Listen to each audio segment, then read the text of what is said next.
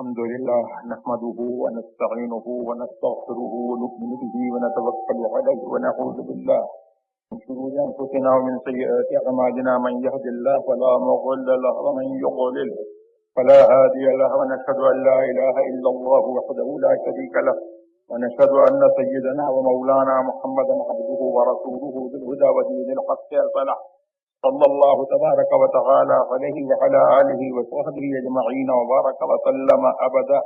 أما بعد فأعوذ بالله من الشيطان الرجيم.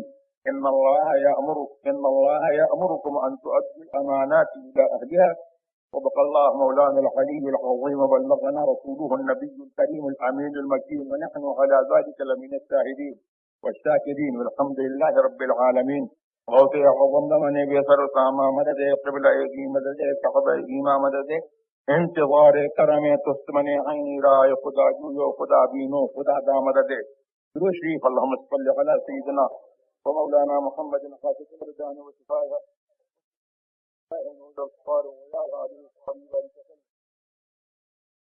کم ہے.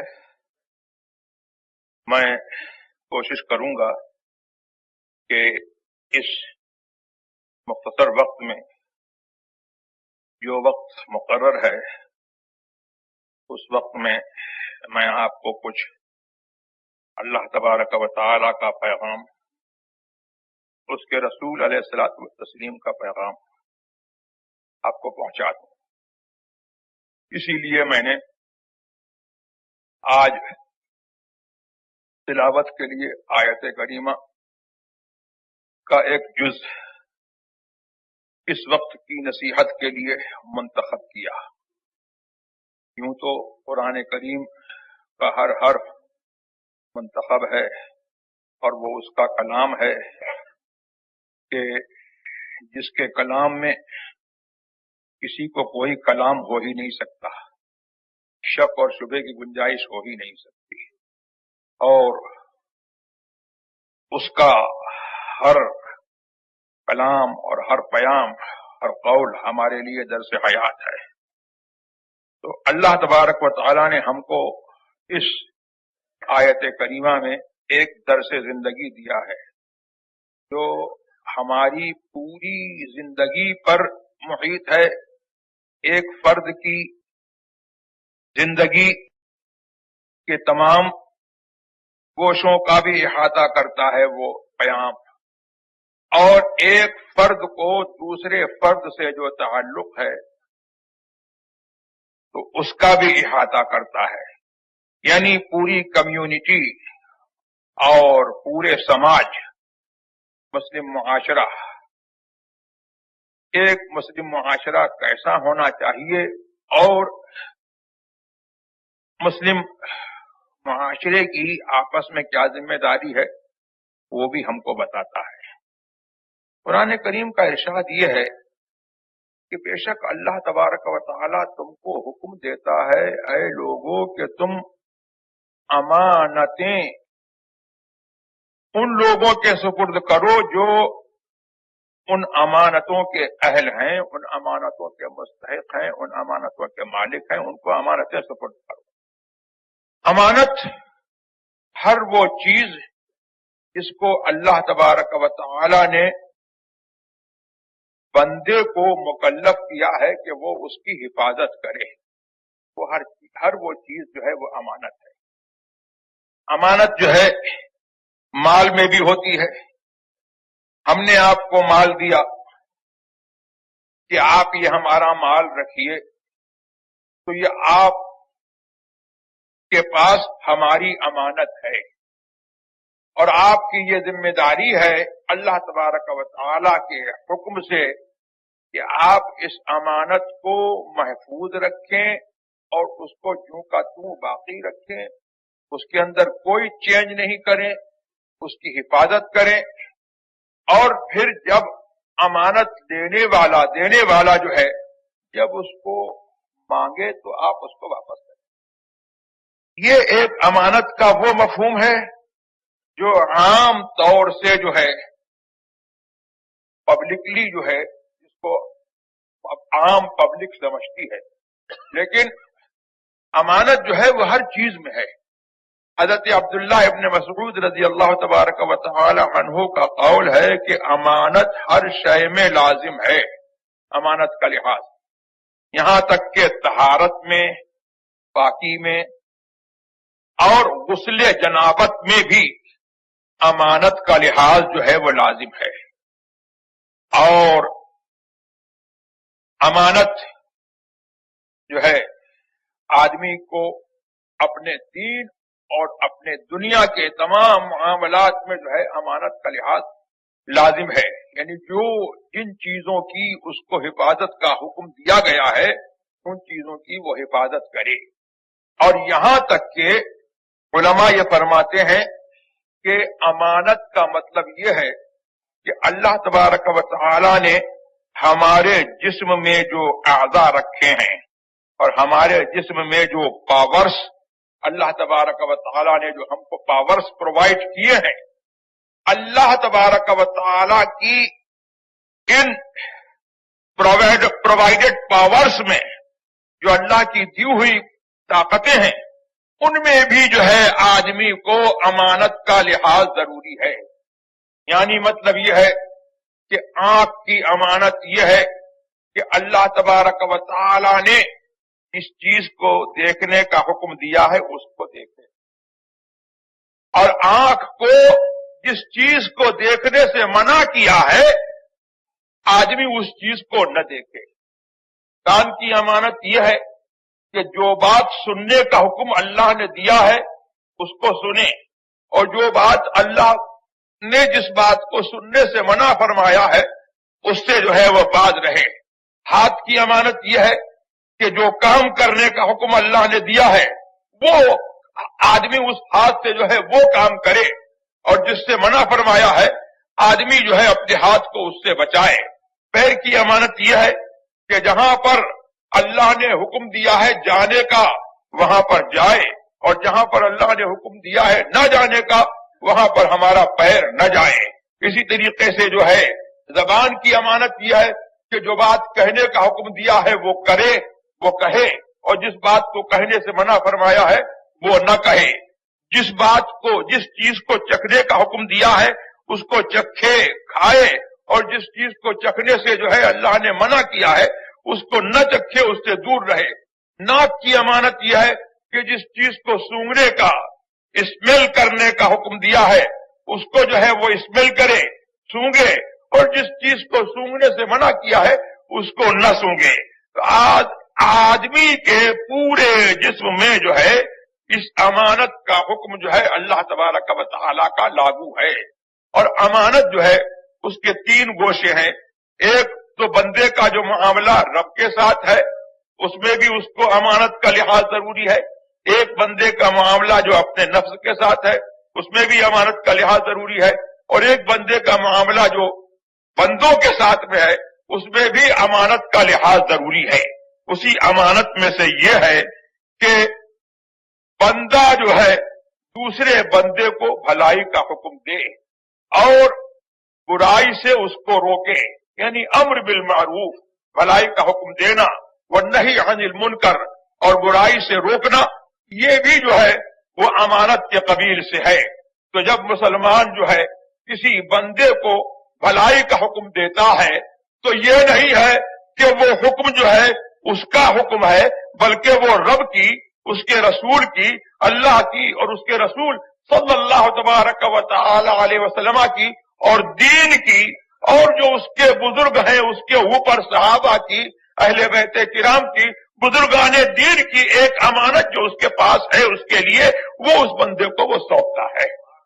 یہ ہر شخص کو سوچنا چاہیے۔ اور جب وہ کسی بات سے منع کرتا ہے تو گویا کہ اس کے پاس جو اللہ و رسول کی، بزرگان دین کی امانت ہے تو وہ اس کو جو ہے اس کو وہ سونپتا ہے۔ تو اسی طریقے سے جو ہے آدمی اگر جو ہے امانت کا لحاظ کر لے تو یہ معاشرہ، پوری ہول مسلم کمیونٹی جو ہے یہ مطلب یہ ہے کہ سدھر سکتی ہے اور سنور سکتی ہے۔ اور کیسی ہو سکتی ہے؟ آج ہمارا حال یہ ہے کہ ہمارا حال جو ہے سب سے برا حال ہے۔ ہماری اچھی باتیں جو ہیں وہ یورپینس نے، انگریزوں نے، ہندوؤں نے یہودیوں نے نصرانیوں نے جو ہے ہماری اچھی باتوں کو جو ہے ہم سے سیکھ لیا اور ہم نے ان کی بری باتوں کو جو ہے ان سے لے لیا. اگر ہم اب اس امانت کا لحاظ رکھیں جس امانت کی حفاظت کا اللہ نے ہم کو حکم دیا ہے تو ہم جو ہے ایک مثالی قوم اور ایک پیئرلیس قوم، ایک یونیک قوم اور ایک جو ہے مثالی قوم جو ہے ہم دنیا کے سامنے ہو سکتے ہیں کہ دنیا جو ہے ہمارا چہرہ دیکھے گی، ہمارے اٹھنے کو دیکھے گی، ہمارے بیٹھنے کو دیکھے گی، ہمارے بیہیویئرس کو دیکھے گی تو دنیا جو ہے ہم کو دیکھ کر کے جو ہے وہ سدھرے گی. تو یہ جو ہے اللہ تبارک و تعالیٰ کا پیغام ہے. اور امانت کا مطلب یہ بھی ہے کہ آپ کے پاس اگر کسی کا راز ہے تو اس راز کی حفاظت کریں. آپ کے پاس اگر کسی کا راز ہے تو اس راز کی حفاظت کریں، یعنی بندہ دوسرے بندے کے راز کی حفاظت کرے. اور یہ بھی ہے کہ اللہ و رسول کا اگر کوئی راز آپ کے پاس ہے تو آپ جو ہے اس راز کی حفاظت کریں. یعنی مطلب یہ ہے کہ جو لوگ جو ہے اس راز کو جاننے کے اہل نہیں ہے آپ وہ راز ان کو نہ بتائیں، بلکہ آپ کی یہ بھی ذمہ داری ہے کہ آپ کا جو اپنا راز ہے شریعت آپ کو جو ہے ایڈوائز کرتی ہے، بلکہ آپ کو آرڈر کرتی ہے کہ آپ اپنا راز جو ہے وہ ایسے لوگوں کو نہ بتائیں کہ ان کو راز بتانے سے جو ہے آپ کو نقصان پہنچے. اسی لیے جو ہے شریعت میں جو ہے یہ فرمایا کہ امرہم شورا بینہم، یہ مسلمان جماعت جو ہے وہ جماعت ہے کہ ان کا مشورہ جو ان کا معاملہ جو ہے وہ یہ ہے کہ ان کا معاملہ ہر معاملہ جو ہے وہ آپس کے مشورے سے طے ہوتا ہے. مسلمان کی شان نہیں ہے کہ دوسرے غیر مسلم سے وہ مشورہ کرے. مسلمان کی شان یہ نہیں ہے کہ غیر مسلم کو اپنا راز بتائے. مسلمان کی شان نہیں ہے کہ غیر مسلم کو اپنا رازدار بنائے، بلکہ مسلمان کی شان یہ ہے کہ مسلمان سے مشورہ کرے، مسلمان کو اپنا راز بتائے اور مسلمان کو اپنا رازدار بنائے. اور مسلمان جو ہے ہر چھوٹے سے چھوٹے معاملے میں، بڑے سے بڑے معاملے میں، دین کے معاملے میں، دنیا کے معاملے میں مسلمان جو ہے مسلمان سے ان ٹچ رہے. یہ مسلمان کی شان نہیں ہے کہ اپنے جو ہے معاملات میں جو ہے وہ دوسروں کو دخیل کرے. اگر یہی تو بڑی بات ہے کہ آج جو قوم مسلم کو نقصان پہنچ رہا ہے وہ بات کیا ہے؟ وہ بات یہ ہے کہ مسلمان نے جو ہے غیر مسلموں کو اپنا رازدار بنا لیا ہے، غیر مسلموں کو اپنی جو ہے کمیونٹی میں ملا لیا ہے، اور غیر مسلموں نے جو ہے مل کر کے جو ہے کونسل بنا لی ہے، کمیونٹی بنا لی ہے، یا کوئی جو ہے انہوں نے جو ہے کوئی کمیٹی بنا لی ہے کہ اس کے اندر مسلم بھی شامل ہے، غیر مسلم بھی شامل ہے. یہ قرآن عظیم کا منشا نہیں ہے. یہ جو ہے امانت کو اہل امانت کے پاس سونپنے کا جو حکم ہے اس کے بالکل خلاف ہے، بلکہ قرآن عظیم کا منشا یہ ہے کہ مسلمان جو ہے مسلمان کو رازدار بنائے اور مسلمان سے اپنا راز کہے، مسلمان دوسرے کو اپنا راز جو ہے وہ نہ پہنچائے. آج جو قوم مسلم کو نقصان پہنچ رہا ہے وہ اسی وجہ سے پہنچ رہا ہے کہ قوم مسلم کو جو امانت اللہ تبارک و تعالیٰ نے سونپی ہے اس امانت کا قوم مسلم جو ہے لحاظ نہیں کر رہی ہے، اور اس امانت کو پہنچانے میں جو ہے وہ اس کے ادا کرنے میں جو ہے وہ کوتاہی سے کام لے رہی ہے. اس لیے جو ہے قوم مسلم کو جو ہے اس کا نقصان پہنچ رہا ہے. میرے سرکار ابد قرار جناب احمد مصطفیٰ محمد مصطفیٰ صلی اللہ تبارک و تعالی علیہ وسلم نے سچی خبر دی، اور کیسی خبر دی، سبحان اللہ. یہ وہابی کا دین ہوگا کہ جس کے دین میں جو ہے نبی کو جو ہے پیچھے کی خبر نہیں ہوگی، دیوار کے پیچھے کا حال نہیں معلوم ہوگا. لیکن میرا رسول، سنی کا رسول، مومن کا رسول، قرآن کا رسول، حدیث کا رسول، صحابہ کا رسول وہ ہے اللہ اکبر جو ہزاروں برس پہلے جو ہے اپنی جو ہے مدینے شریف پہ جو ہے بیٹھ کر کے جو ہے ایسے دیکھ رہا ہے کہ گویا کہ جو ہے پوری ورلڈ جو ہے ایسے گریس اس کے سامنے ہے، پوری دنیا کو وہ دیکھ رہا ہے. وہ فرما رہے ہیں اول ما يرفع من هذه الامة الامانة واخر ما يبقى الصلاة وسيصلي قوم لا دين لهم. سب سے پہلی چیز جو اس امت سے اٹھ جائے گی وہ امانت ہوگی، اور سب سے بعد میں جو باقی رہنے والی چیز ہوگی وہ نماز ہوگی. یعنی نماز جو ہے بظاہر جو ہے دیکھا جائے گا کہ نماز باقی رہ گئی ہے، صورت نماز باقی رہ جائے گی، حقیقت نماز جو ہے وہ باقی نہیں رہے گی. کیوں؟ اس لیے کہ امانت لوگ کھو دیں گے، امانت جو ہے لوگ کھو دیں گے، اور امانت کا کھونا جو ہے وہ دین کا کھونا ہے. میرے سرکار سے ایک حدیث مروی ہے، ایک صحابی نے کہا کہ سرکار نے ہم کو جب بھی خطبہ دیا تو کم ایسا ہوا کہ سرکار نے یہ نہ کہا ہو کہ لا ایمان لمن لا امانت له، الا لا ایمان لمن لا امانت له، الا لا ایمان لمن لا امانت له، الا لا ایمان لمن لا امانت له، ولا دین لمن لا عهد له. سن لو کہ ایمان اس کا نہیں ہے جس کے پاس امانت نہیں ہے، سن لو عہد اس کا نہیں ہے جس کے پاس جو ہے دین نہیں ہے. تو اللہ کی طرف سے جو عہد ہے حفاظت کا، تم اس کی امانت کی حفاظت کرو گے تو اللہ کی طرف سے جو ہے اس کے ذمہ کرم پر ہے کہ تمہارے دین کی حفاظت کرے گا، تمہاری حفاظت کرے گا. اور اگر تم اس کی امانت جو ہے کھو دو گے تو اللہ کے لیے جو ہے ایسی قوم کے لیے کوئی عہد نہیں ہے، نہ دنیا میں تمہاری حفاظت ہوگی، اور اگر معاذ اللہ رب العالمین کسی اور حالت پر مرے تو آخرت کا حال تو جو ہے اس سے ہی برا ہے. تو ایمان جو ہے امانت کا کی حفاظت کرنا جو ہے یہ ایمان کا جو ہے بہت بڑا جز ہے، اور امانت جو ہے ایک معنی میں جو ہے وہ ایمان ہی ہے، اور کلمہ طیبہ بھی جو ہے وہ امانت ہے. اب بہت سے لوگ ایسے ہیں کہ کلمہ طیبہ تو پڑھتے ہیں لیکن کلمہ طیبہ پڑھنے کے ساتھ ساتھ جو ہے جو کلمہ طیبہ کا مفہوم ہے وہ اس مفہوم کو جو ہے ادا نہیں کرتے ہیں، اور کلمہ طیبہ پڑھتے ہیں اور گویا کہ وہ سمجھ کر کے نہیں پڑھتے ہیں. کلمہ پڑھتا ہے رسول کا لیکن کہتا ہے کہ ہم جیسے ہیں، کلمہ پڑھتا ہے رسول کا لیکن کہتا ہے کہ یہ کچھ نہیں کر سکتے، ان کو کوئی اختیار نہیں. کلمہ پڑھتا ہے رسول کا لیکن کہتا ہے کہ یہ کچھ نہیں جانتے. تو پھر کلمہ پڑھنا جو ہے یہ کس کام کا ہے؟ کلمہ ہم کو بتاتا ہے کہ جس کا ہم کلمہ پڑھ رہے ہیں وہ ہمارا حاکم ہے. رسول تو اب انسان تو ہے لیکن ایسا انسان ہے کہ اس جیسا کوئی انسان نہیں ہے، وہ ہمارا حاکم ہے. کلمہ پڑھتے ہیں ہم رسول کا تو کلمہ ہم کو یہ بتاتا ہے کہ وہ ایسا جاننے والا ہے کہ وہ خدا کے راز کو جانتا ہے، اور خدا کے راز کو اس نے ہم تک پہنچایا ہے جان کر کے. اور کلمہ ہم نے رسول کا پڑھا تو ہم یہ جانتے ہیں کہ وہ ہمارا جو ہے ایسا حاکم ہے کہ رسولوں کا بھی حاکم ہے، نبیوں کا بھی حاکم ہے، ان کی امتوں کا بھی حاکم ہے، ہمارا بھی حاکم ہے، اور قیامت تک جو ہے حکم اسی کا چلنے والا ہے. اب اس حاکم نے جو ہے ہم کو منع کیا کہ غیر مسلموں کو رازدار مت بناؤ، غیر مسلموں سے مت ملو، تو اب جو ہے وہ کہیں جو ہے کسی بھی نام سے جو ہے کوئی کونسل بنے جس میں غیر مسلموں کو جو ہے شریک کیا جائے وہ خدا کے اور اس کے رسول کے حکم کے خلاف ہے. اعلیٰ حضرت نے جو ہے اسی لیے جو ہے ندوے کا رد کیا تھا.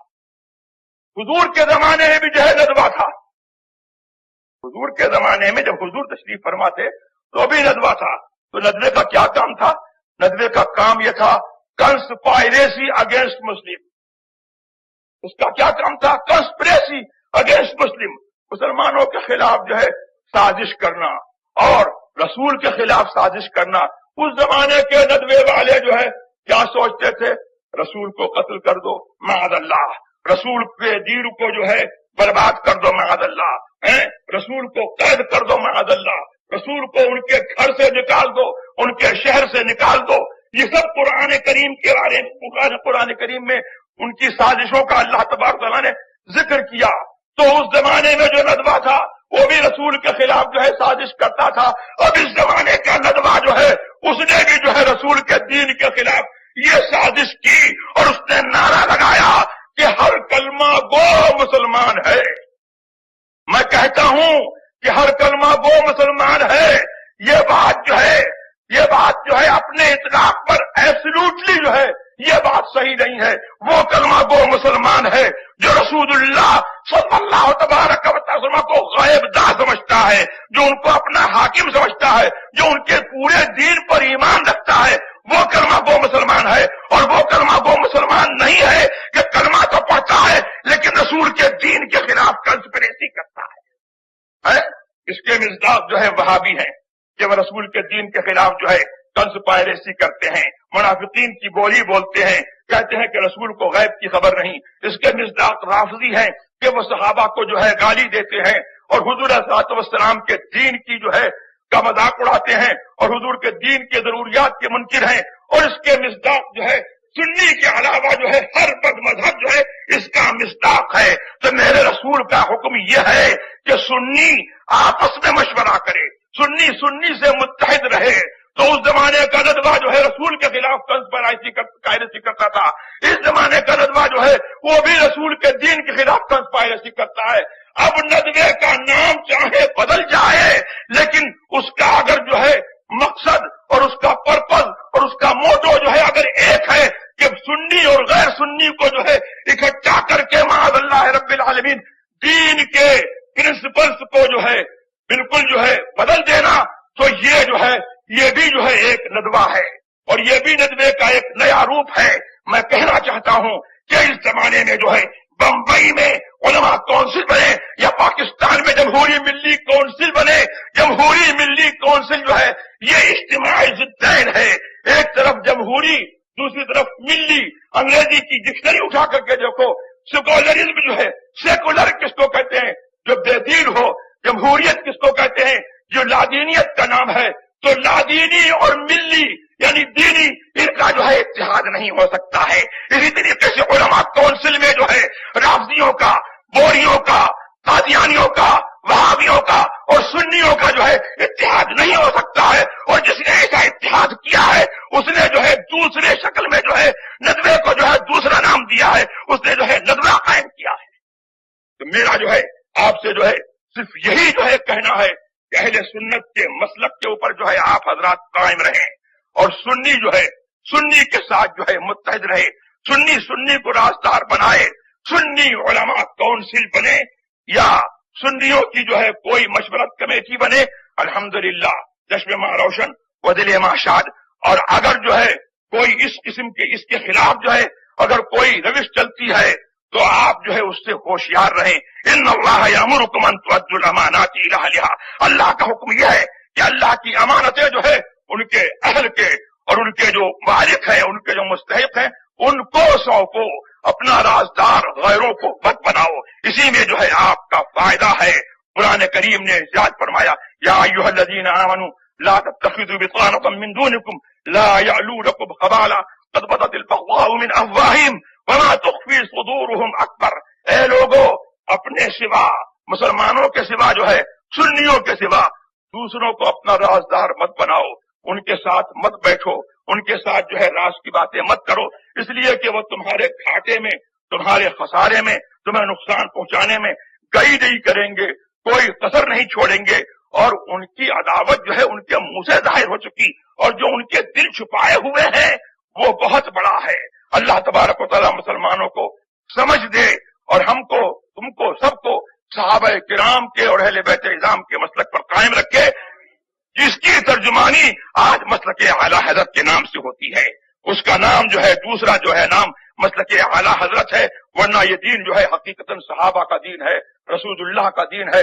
اعلیٰ حضرت فرماتے ہیں کہ اہل سنت کا ہے بیڑا پار، اصحاب حضور نجم ہے اور ناؤ ہے عطرت رسول اللہ کی. وآخر دعوانا الحمدللہ رب العالمین.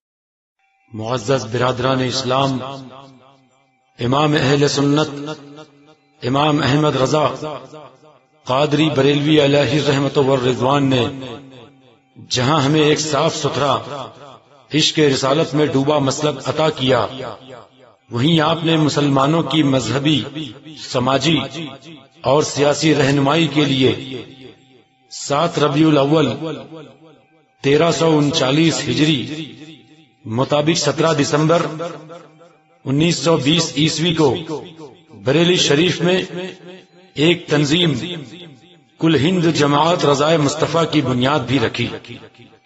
سیدنا اعلی حضرت علیہ الرحمہ جب تک حیات رہے اس جماعت کی سرپرستی فرماتے رہے۔ آپ کے وصال کے بعد حجت الاسلام حضرت مولانا مفتی حامد رضا بریلوی رحمت اللہ تعالی علیہ نے اس جماعت مبارکہ کی سرپرستی قبول فرمائی۔